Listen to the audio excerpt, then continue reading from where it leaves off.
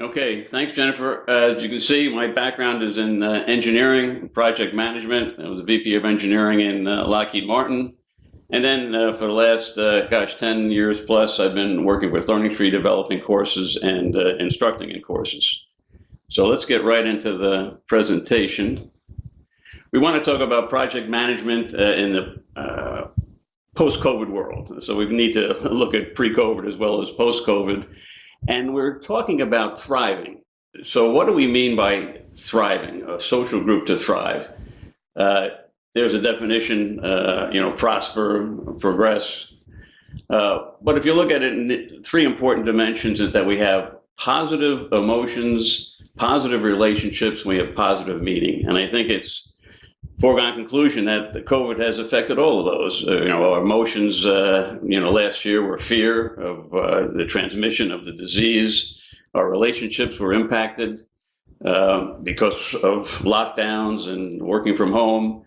And positive meaning was impacted if we were economically affected by the pandemic.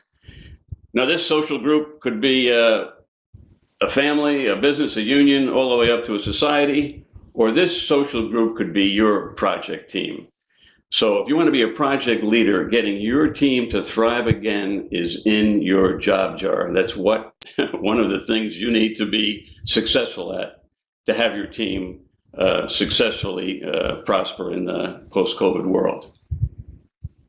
Now, what do we mean by post-COVID world? We don't mean that COVID is gone and there's no more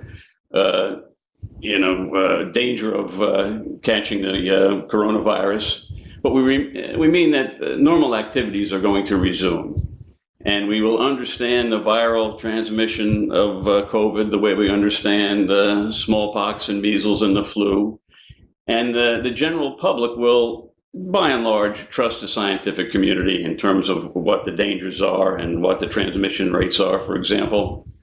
And the health risks that come from COVID will be accepted, like other risks we have to endure in our daily life. So post-COVID world doesn't mean there is no COVID. It means we're getting back to our normal activities.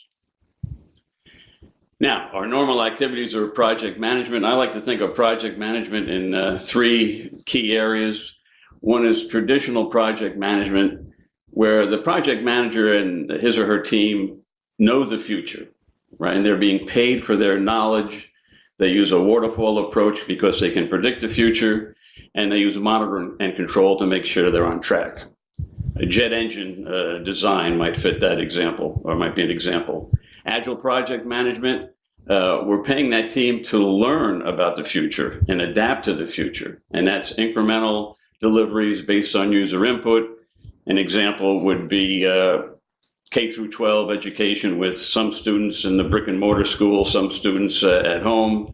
That project team would have to learn about what the issues are. Is it bandwidth? How many people have Chromebooks? Do you have someone in your family that can get online? It's about learning and innovation. And one of the key innovations that's important right now is messenger RNA. It's been worked on for the last 2 decades, and it's now a key element of several of our vaccines. So that's 3 buckets of project management. And before COVID hit, before March of 2020, we were doing those. COVID hit. We went from being in control to some loss of control. We had disruptions. We had some opportunities and we had challenges.